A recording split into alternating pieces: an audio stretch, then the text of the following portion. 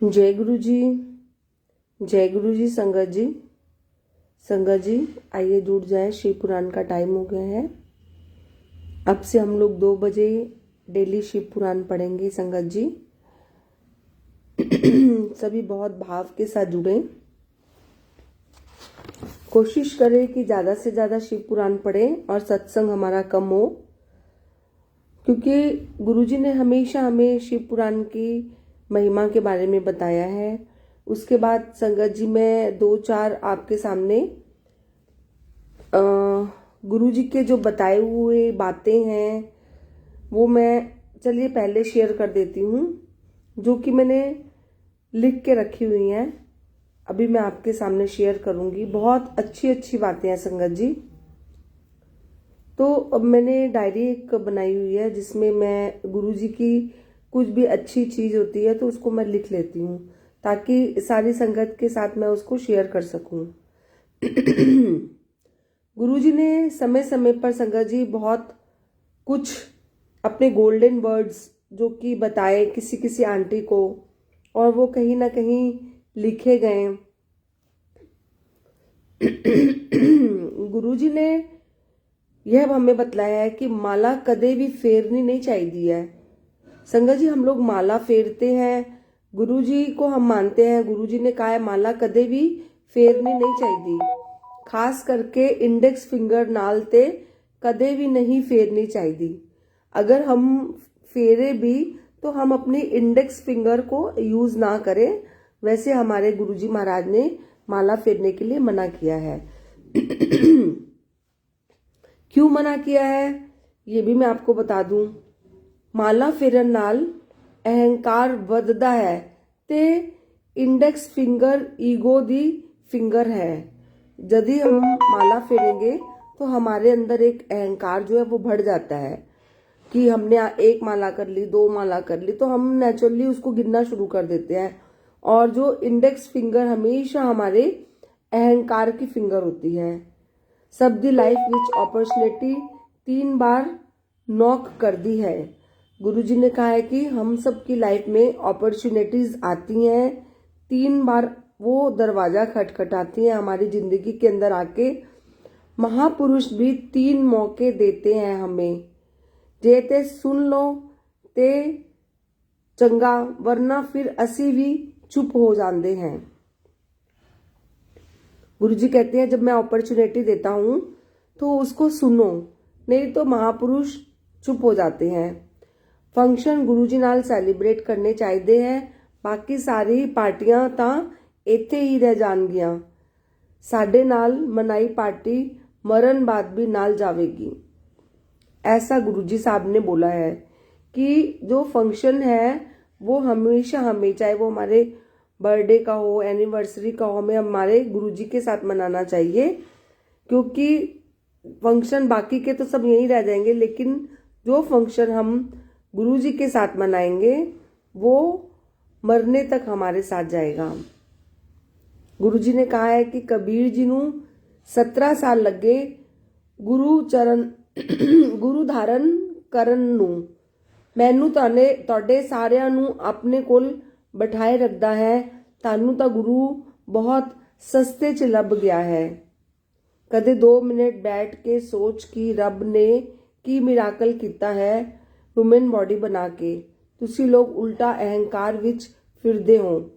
गुरु दी कृपा दे बगैर कोई भी स्पिरिचुअल राह ते नहीं चल सकदा। डॉक्टर जी सही होवे तां नेक्स्ट टू गॉड हुंदा है। पोएट, डॉक्टर ते जज जे ठीक राह ते होन ओ स्पिरिचुअल पार्ट ते चलन तां उन्हां दी विच भी रब वसदा है। ऐसा हमें गुरुजी ने बोला है। तो आइए संगत जी अब हम लोग कल जहां तक हमने शिव पुराण पढ़ी थी उसके बाद पढ़ते हैं। थोड़ा सा मैं आगे का भी आपके साथ कल का थोड़ा पीछे जाऊंगी ताकि आप लोग को रिमाइंडिंग हो जाए। जब श्री विष्णु भगवान की बात को सुनकर नारद जी बोले कि प्रभु ये सब आपकी ही कृपा का प्रसाद है। इतना कहकर श्री मुनिराज नारद जी वहां से प्रस्थान करने लगे। उसी समय भगवान विष्णु जी ने अपनी योग माया द्वारा मुनि नारद के मार्ग में एक सुंदर नगर की रचना की। उस नगर के राजा का नाम शील निधि था। उसकी एक पुत्री थी, वह बहुत सुंदर थी, जिसका नाम विश्व मोहिनी था, जो कि अपने रूप और गुणों की उसके सामने कोई अन्य सानी नहीं रखती थी। इधर उधर अपनी इच्छा से घूमने वाले श्री नारद जी जब उस महानगरी में पहुंचे तो उनको ज्ञात हुआ कि यहाँ के राजा शीलनिधि ने अपनी पुत्री विश्व मोहिनी के स्वयंवर की रचना कर रखी है और वहां पर उस दिन संसार के कोने कोने से अनेक देशों के राजा महाराजा स्वयंवर में भाग लेने के लिए आए हुए हैं। उस नगर के ऐसे समाचार को सुनकर नारद जी राजा शीलनिधि के महल में जा पहुंचे। वहां राजा ने देव ऋषि नारद को बहुत सम्मान दिया। राजा ने अपने सिंहासन से उतरकर नारद जी को नतमस्तक होकर प्रणाम किया तथा अपने सिंहासन पर उनको आदर सहित बैठाया। राजकुमारी को बुलवाकर नारद के चरणों में शीश झुकवाया। देव ऋषि नारद राजकुमारी विश्व मोहिनी के रूप लावण्य को देखकर तथा भगवान विष्णु जी की योग माया द्वारा वशीभूत होने के कारण राजकुमारी पर मोहित हो गए। नारद जी ने राजकुमारी के लक्षणों को देखकर विचार किया कि इसका पति संसार में अजर अमर तथा अविनाशी होगा।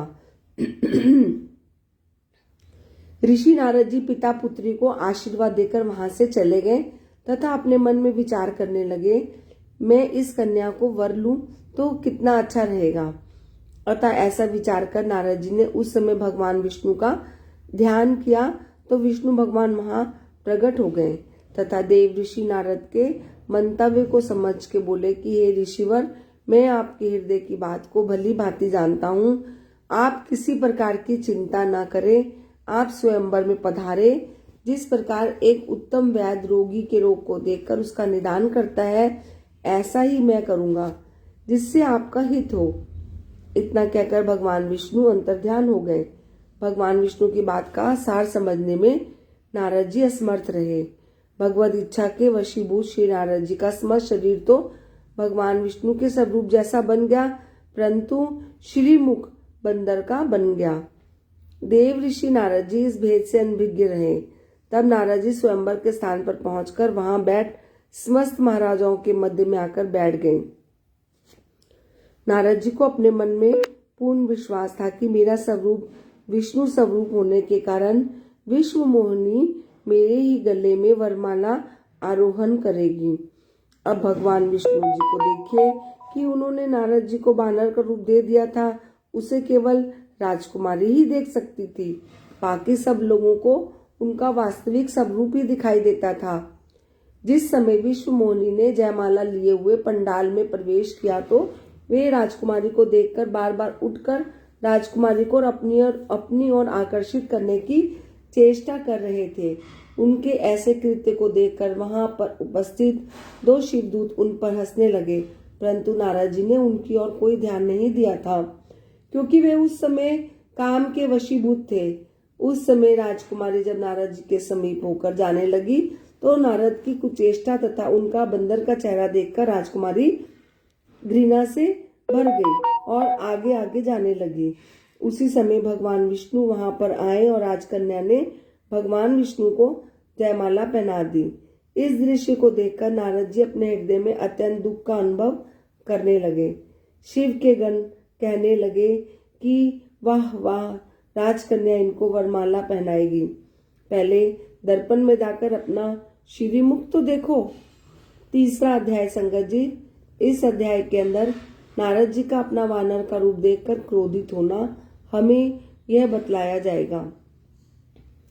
शिवदूतों के ऐसे वचन सुनकर नारद जी ने समीप ही जल में अपना प्रतिबिंब निहारा तो हैरान रह गए। अपना वानर का रूप देखकर क्रोध के वशीभूत हो गए।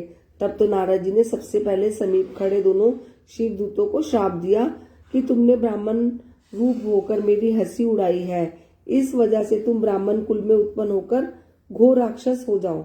शाप सुनकर दोनों शिवदूत वापस चले गए। नारद जी अपने असली स्वरूप को प्राप्त करके तो कुछ ना पूछो कि कितने क्रोधित हुए।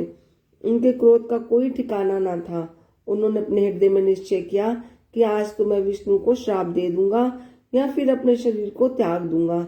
ऐसा दृढ़ निश्चय करके जब नारद जी विष्णु लोक में भगवान विष्णु के पास पहुंचे तो उन्होंने भगवान को विश्व मोहिनी के पास बैठा देखा। नारद जी को आते हुए देखकर विष्णु जी ने नारद जी से कहा कि कहिए ऋषिराज, आज तो आप बहुत दुखी प्रतीत हो रहे हैं। भगवान विष्णु जी के ऐसे वचनों ने नारद जी की क्रोधाग्नि में घी का काम किया। नारद जी क्रोध कर अहंकार सहित बोले, नारायण आप बड़े छलिया हो। अमृत बांटते समय मोहिनी रूप धरकर दैत्यों के साथ छल करके मदिरा का पान कराया और उनसे अमृत कलश छीन लिया। जलंधर के साथ छल करके उसकी स्त्री के सतीत्व को डिगा दिया तथा भोले शंकर को विषपान कराया। स्वयं मणि तथा लक्ष्मी को ले लिया। भगवान श्री विष्णु ने तुमको सबसे बड़ा बताकर अत्यंत भूल की है। तुमने सर्वश्रेष्ठ होने के अहंकारवश ये सब अनर्थ किए हैं।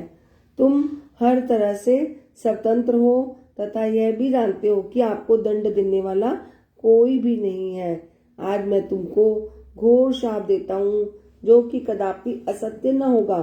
तुमने मनुष्य रूप होकर मुझे अपमानित किया है। इसी रूप में तुम राजा हो जाओगे तथा स्त्री वियोग में मेरी ही भांति विरह पीड़ा भुगतोगे। तुमने वानर रूप में मेरी हंसी उड़ाई है। यही वानर उस समय तुम्हारी सहायता करेंगे। इस प्रकार नारद जी ने विष्णु भगवान को शाप देकर अपना क्रोध शांत किया। नारद जी का शाप सुनकर भगवान मंद मंद मुस्कुराते रहे। भगवान शिव की ऐसी इच्छा जानकर उन्होंने शाप को ग्रहण कर लिया। अपनी माया से उसी समय नारद जी को मुक्त किया। माया से रहित होते ही माया रूपी विश्व मोहिनी वहां से अदृश्य हो गई।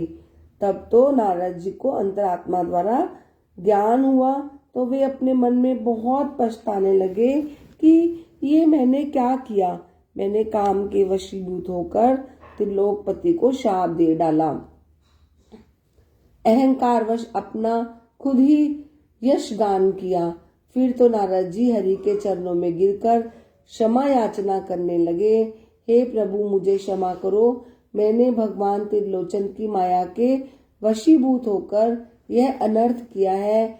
मुझे इस पाप से मुक्ति का कोई उपाय बताकर इस दास पर कृपा दृष्टि कीजिए। नारद जी के द्वारा क्षमा याचना के ऐसे वचन सुनकर भगवान विष्णु ने अपने चरणों में पड़े श्री नारद जी को उठाकर बड़े प्रेम से अपने गले लगाया और मधुर वाणी द्वारा कहने लगे कि हे नारद जी, तुमने भगवान शंकर का कहा नहीं माना।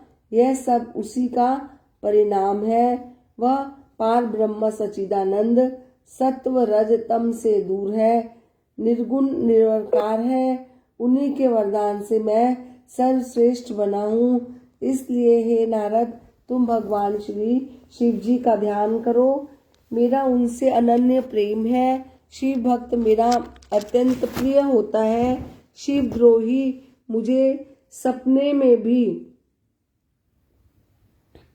पा सकता है। इसलिए तुम भगवान शंकर जी को अपने हृदय में स्थान देकर उनकी नगरी काशीपुर चले जाओ।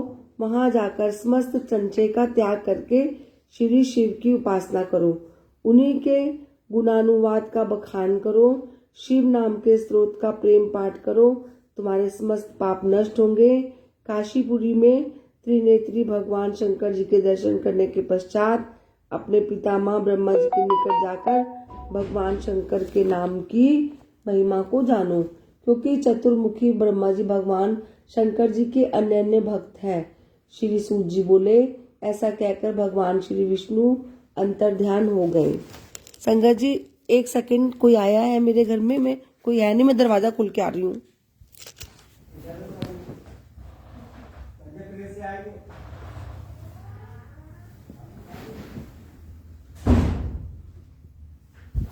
सॉरी संगत जी।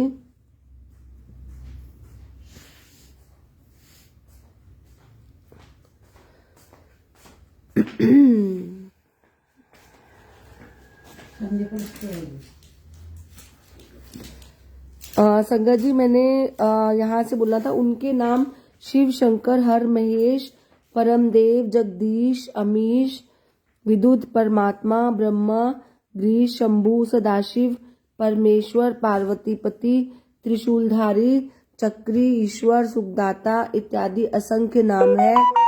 वही भगवान सदाशिव परमेश्वर सृष्टि के कर्ता धर्ता और आनंद को देने वाले हैं। उमापति भगवान शंकर गुणों से युक्त सृष्टि ब्रह्मा व विष्णु को उत्पन्न करने वाले हैं। ऐसे प्रभु श्री सदाशिव सबके स्वामी को वैष्णव विष्णु के नाम से, शक्ति के नाम से, सूर्य उपासक रवि के नाम से और गणेश जी उन्हें विनायक के नाम से जानते हैं। वह भगवान सदाशिव सगुण स्वरूप कैसे हैं? मस्तक पर जटा तथा गंगा, भाल में चंद्रमा और त्रिपुंड, कानों में कुंडल, सूर्य, चंद्र और अग्नि के समान तेजवान, 3 नेत्र, शुक्र की भांति नशा, बिंबा फल के समान होंठ, अत्यंत पवित्र तथा तेजवान सुंदर 5 मुख हैं, जिनमें से एक पूर्व की ओर वाला प्रातः के सूर्य समान प्रभाव वाला, दूसरा दक्षिण की ओर 3 नेत्रों वाला अत्यंत भयानक, तीसरा मुख पश्चिम की ओर मस्तक पर अर्ध चंद्रमा धारण करने वाला, चौथा मुख उत्तर की ओर मूंगे के वर्ण वाला है, जिसमें लंबे लंबे केश लटकते हैं, 5वां मुख नीचे की ओर है, जिससे कि वह अपने भक्तों के हृदय में आनंद उत्पन्न करते हैं। उस मुख पर के कमल के समान सुंदर आंखें हैं, उसका रंग सुंदर और तेजवान है। इस प्रकार भगवान शिव पंचानन के नाम से प्रसिद्ध हैं। उनके कंठ में 3-3 रेखाएं हैं, हाथ में शूल और कंठ में मुंडमाल धारण किए हुए हैं। उन्हें कोई चतुर्भुज, कोई पंचभुज तथा कोई 10 भुज भी कहते हैं। उनके हाथों में नाना प्रकार के अस्त्र शस्त्र विद्यमान है। उंगलियां अत्यंत सुंदर तथा सुडौल है। भगवान सदाशिव का वक्ष बड़ा लंबा चौड़ा, पेट सुंदर, नाभि गंभीर, कटी अद्भुत, जांघें हरी कदली खंभों के समान चिकनी, गोल और सुडौल, तलवे चमकीले चंद्रमा के समान स्वच्छ सुंदर श्वेत वर्ण वाले भगवान शिव मस्तक पर भस्म लगाए हुए, 5 कलाओं तथा ब्रह्मा से युक्त 3 शक्तियों को धारण किए हुए, 5 और 6 अक्षरों से बने हुए शरीर वाले भगवान सदाशिव योगियों और महर्षियों के ध्यान में शीघ्र नहीं आते। जिस प्रकार वह अनेक ध्यान वाले भी हैं, लेकिन उनको जानने वाला यहाँ कौन है? शंकर जी की महिमा, नाम और ध्यान अनगणित है, जिनको वेद पुराण और तपस्वी भी नहीं जान सके, लेकिन उनकी कृपा से मूर्ख भी उनके दर्शन कर लेते हैं। प्रमाण के लिए गंगा, व्याधि आदि के नाम लिए जा सकते हैं। बिना प्रेम के उनको कोई नहीं देख सकता। सगुण रूप में आकर सदाशिव ने अपनी शक्ति को उत्पन्न किया। वह स्वच्छ शरीर वाली, कभी नाश न होने वाली शक्ति प्रधान, प्रकृति गुणवती, माया विकास से रहित जननी अंबिका या प्रकृति संपूर्ण लोकों की ईश्वरी त्रिदेवी की माता नित्या और मूल कारण कहलाई, जिसकी 8 भुजाएं हैं और जो विचित्र मुख वाली और शुभा है। भगवान सदाशिव को पारब्रह्म और उमा को शक्ति रूप जानना चाहिए। सदाशिव ने उमा के साथ विहार करने के लिए शिवलोक नामक क्षेत्र की रचना की। उसी उत्तम क्षेत्र को काशी कहते हैं। इसी उत्तम नगरी में भगवान शिव ने एक रत्नमयी सुंदर भवन बनवाया। उस सुंदर नगरी को देखकर भगवान शिव जी ने अपनी शक्ति शिवा से कहा कि यह स्थान बड़ा ही सुंदर तथा पवित्र है और मुझे बड़ा ही प्रिय है। यहाँ पर नारकीय जीवों को भी किसी प्रकार का कष्ट नहीं मिलेगा। यह कहकर भगवान शिव जी शिवा के साथ वहां रहने लगे। भगवान शिव ने सृष्टि उत्पन्न करने की इच्छा करके पार्वती से कहा कि प्रिय, मैं तुमसे एक ऐसी बात कहता हूँ जो मुझे और तुम दोनों को सुख देने वाली है। संगत जी, वो जो बात महाराज शिव जी जो पार्वती से उमा से कहेंगे, वो हम लोग उसके बारे में कल हम लोग उसका वर्णन करेंगे। उम्मीद है कि आप सबको शिव पुराण समझ में आई होगी और जैसे जैसे गुरुजी पढ़वाएंगे हम लोग पढ़ते जाएंगे। मोस्टली टाइम 2 बजे का ही है और अगर कभी चेंज होगा तो मैं एक दिन पहले आप लोग को बता दिया करूंगी। एक बहुत ही प्यारा एक छोटा सा सत्संग मैं आपके सामने संगत जी शेयर करना चाहूंगी। जैसे कि आजकल हम लोग बहुत परेशान हो जाते हैं, कभी कभी फाइनेंशियल इशू की वजह से होता है, ऐसा सबके साथ होता है। तो राजा महाराजाओं के टाइम भी ऐसा ही होता था। एक राजा था, मतलब मुझे ये एक सत्संग सुनाने का मतलब ये है कि हमें हमें इन चीजों से परेशान नहीं होना चाहिए। अगर हम लोग समझदारी से काम लेंगे तो ये हमारी परेशानियां सारी दूर हो जाएंगी। एक समय राजा था, एक वो बहुत ही शूरवीर पराक्रमी, सब कुछ उसके अंदर किसी चीज की कमी नहीं थी। बहुत पैसा भी था, लेकिन वो हर समय बहुत परेशान रहता था। कहते हैं ना कि जब इंसान भगवान का नाम नहीं ले और वो सिर्फ पैसा पाने की चाहत रखे तो भी उसके अंदर ये प्रॉब्लम आ जाती है, वो परेशान रहने लग जाता है। एक दिन राजा जो है वो अपना भेष बदल कर निकल जाता है जंगल की ओर। कहता है देखता हूं कि कौन इस जीवन में कौन शांति से रह रहा है। तो जाते जाते जाते जाते एक जंगल में एक खेत पड़ता है। देखता है कि खेत के किनारे किसान जो है वो खाना खा रहा है अपना, बहुत शांति के साथ रोटी और अचार के साथ रोटी खा रहा है, क्योंकि वो गरीब है, उसके पास सब्जी के लिए पैसे नहीं थे। तो और साथ में जल पड़ा हुआ था। तो वो देखता है कि इतनी गर्मी में ये रोटी और अचार खा रहा है और अपना पेट भर के, इसके चेहरे में कितनी शांति है।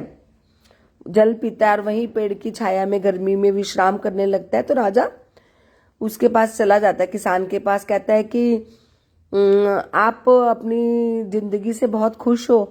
किसान कहता है हाँ मैं बहुत खुश हूँ। आप कितना कमा लेते हो? तो किसान कहता है मैं महीने के अंदर 4 आने कमाता हूँ। कहते 4 आने? किसान राजा को पहचान नहीं पाता। कहते 4 आने कमाते हो तो आपका गुजारा हो जाता है? कहता हाँ मेरा 4 आने में गुजारा हो जाता है। 1 आना जो है वो मैं मिट्टी में दबा के रखता हूँ, 1 आना मैं कुएं में फेंक देता हूँ, 1 आना मैं कर्ज मतलब उधार में देता हूँ, और 1 आने से मैं अपना कर्जा मुक्त करता हूँ। तो मेरे 4 आने का हिसाब महीने में पूरा हो जाता है। तो राजा को उसकी बात समझ नहीं आती कि ये पागलों की तरह क्या बोल रहा है। 1 आना मैं मिट्टी के नीचे दबा दिया, 1 मैंने कुएं में फेंक दिया, 1 मैंने 1 से कर्जा चुका रहा हूँ और 1 मैंने दान में दे दिया। तो ये खाता पीता कैसे होगा? मतलब ये 4 आने तो इसने ऐसे यूज कर दिए, तो कैसे ये अपने बच्चों का पालन पोषण कैसे करता होगा? उसको किसान की बात समझ में नहीं आती। तो वो वापस आ जाता है और अपने राज्य में और अपने मंत्रियों से कहता है कि उस किसान को बुला के लाओ, बहुत सुकून है उसके अंदर। इतना सुकून कैसे है, मुझे जानना है। वो उस किसान को पकड़ के लेके आते हैं। तो किसान देखता रहे, ये तो वही राजा, जो वही इंसान है जो मुझे कल मिला था वेश बदल के, ये राजा है। वो राजा के चरणों में गिर जाता है कि राजा जी मेरे से कोई गलती हो गई है जो आपने अपनी सेना भेजी मुझे पकड़ के लाने के लिए? कहता नहीं तुमसे गलती नहीं हुई, मैं तुम्हारे सुकून की वजह जानना चाहता हूँ। तो तुम 4 आने कमाते हो और उसको कैसे कैसे, मतलब समझ नहीं आई मुझे तुम्हारी बात, तो मुझे समझाओ। तो किसान कहता है बहुत सिंपल सी बात है, जो 1 आना मैं कर्जे में देता हूँ वो मेरे माँ बाप पे खर्च करता हूँ। मैं माँ बाप पे इसलिए खर्च करता हूँ कि मेरे माँ बाप ने मुझे पाल पोस के बड़ा किया, उनका कर्जा है मेरे पे। और जो मैं 1 आना दान में देता हूँ वो मैं अपने बच्चों का पालन पोषण, कि मेरे इस 1 आने से मेरे बच्चों की जीविका चलेगी। और 1 आना मैं जो मिट्टी के नीचे दबाता हूँ वो मैं जमा करके रखता हूँ कि मेरे वक्त बेवक्त पे काम आएगा।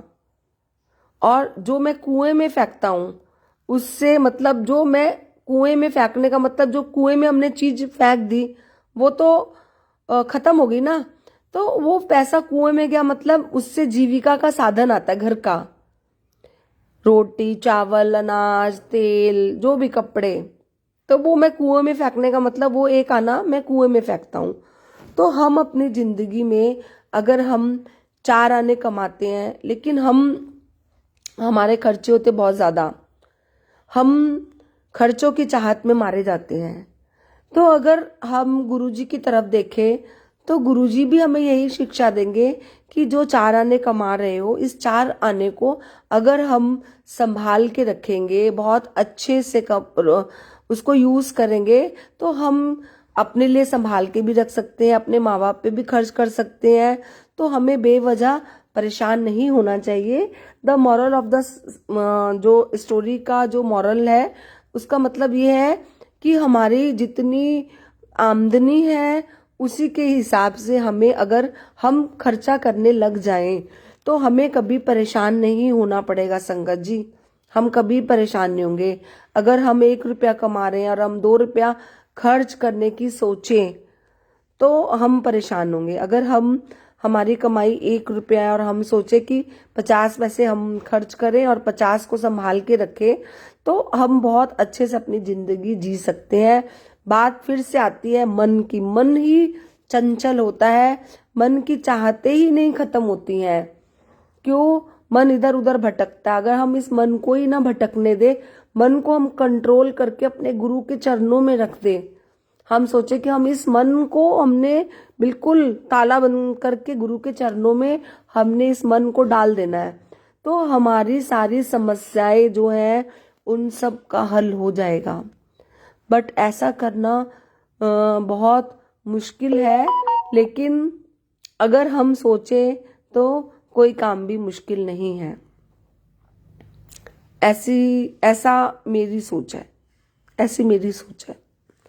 तो ये सोच भी जो है, थॉट्स भी है, गुरुजी महाराज डालते हैं। हम कहीं से ये थॉट्स लेके नहीं आए, ये गुरुजी महाराज डालते हैं। और गुरुजी महाराज ने ये बात बोली भी हुई है कि ਤੁਹਾਡੇ सोच ਜਿਹੜੀ है ਉਹੀਓ ਤੁਹਾਡੇ कर्म बदलदी है। जे अपनी सोच चंगी है तो अपने कर्म भी चंगे होंगे। गुरुजी कहते थे सोच और कर्म दोनों का आपस में संबंध है। हमारी सोच ही हमारे कर्म बनाती है। तो सबसे पहले हमें अपनी जो सोच है उस पे लगाम हमने कसनी है।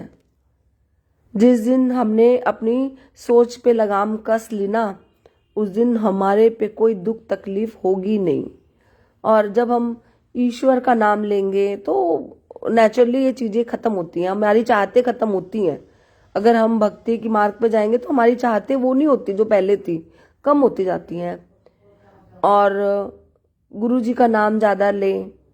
एक छोटा बच्चा होता है, वो धीरे धीरे उसको उसके नाम से बुलाओ। ये एक मैंने कहीं पढ़ा था, नाम से बुलाओ। पहले वो स्माइल करता है, फिर धीरे धीरे अपने नाम को समझता है, फिर वो आवाज देने से वो रिप्लाई करता है। 1 साल में तो वो हमें तर्क वितर्क करने लग जाता है। तो जो हमारे गुरु जी हैं, अगर हम उनका नाम दिन रात लेंगे, उठते बैठते खाते पीते, जय गुरु जी बोलने से कुछ नहीं जाएगा। तो गुरु जी तो हमारी सारी बात सुनेंगे ना, सुननी पड़ेगी उनको। बस मन में ये तर्क वितर्क ना लेके आए कि गुरुजी इनको जुड़े हुए बहुत कम टाइम हुआ था, इनको आपने ये कर दिया, मुझे नहीं हुआ। देखिए, हम वही बात आ गई ना, हमारी सोच हमारे कर्म।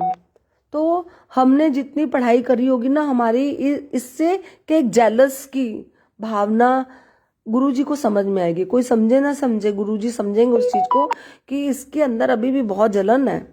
इस चीज के लिए तो मैंने मना किया हुआ है कि तुम्हें जेलस रखनी ही नहीं है।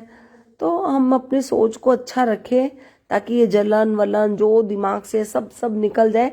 नहीं तो हम क्या, वही क्लास में पीछे जाके बैठ जाएंगे जहां से हमने पढ़ाई स्टार्ट करी थी। गुरुजी हमें फिर वहीं पीछे धक्का मार देंगे, जाओ हुन पीछे जाके बैठो। ਤੁਹਾਨੂੰ मना ਕੀਤਾ ਸੀ ना कि आ नहीं करने काम, तुसी फिर वो काम करते पे हो। क्योंकि हम किसी से भी कुछ छिपा सकते हैं, गुरुजी से हम कुछ नहीं छिपा सकते। वो महाराज अंतर्यामी है, वो हर बात को समझते हैं, हर बात।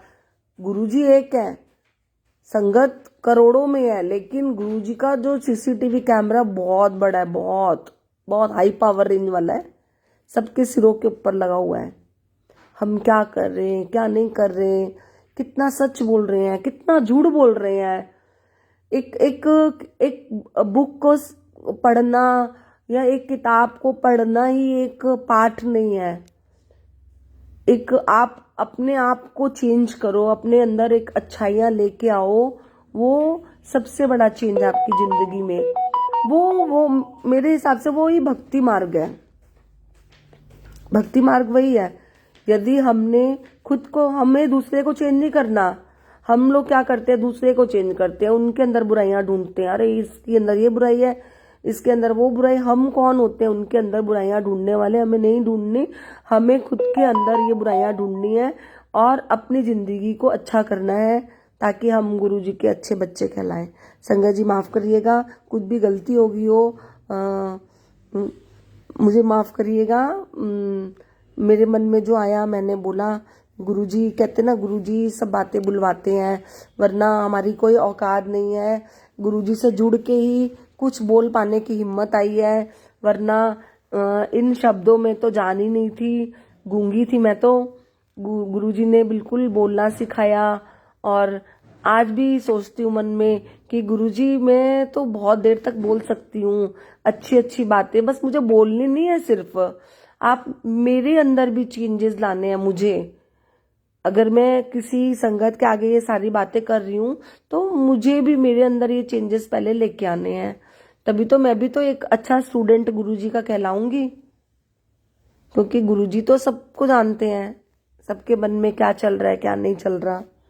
तो बहुत बहुत शुक्राना गुरुजी, आपने हमें अपने साथ जोड़ा, अपने चरणों में स्थान दिया। गुरुजी ऐसे ही अपने चरणों में स्थान देना, शिव पुराण की सेवा को पूरा कराना गुरुजी।